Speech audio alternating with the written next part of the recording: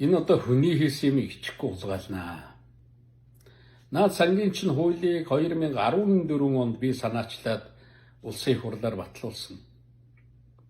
Ирээдүйн үедээ өр биш өв үлдээ гээд.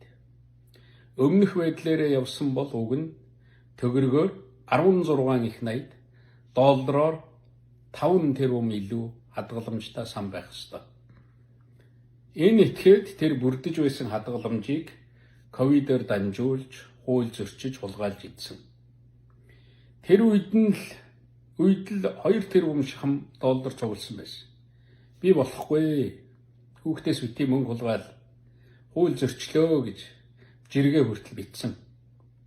Ардчилсан намын гишүүд сануулж хэлж байсан. Одоо ичгтээ тэр хуулийг хагас дутуу хуулаад баялагын биш авилгын сангийн болгоод энэ өдрүүдэд улсын их хурлаар өөрөө хэлэлцүүл жүжиг тоглож байна. Бас миний нэрийг дуудаж худал яриад л. Оюурд нэ би чиний тархинд удаамарш түрээсгүй. Чи мөрөөдлийн суудалдаа миний нэрээр хүрсэн.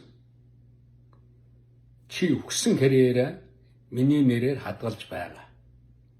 Миний нэр бол чиний Байбал.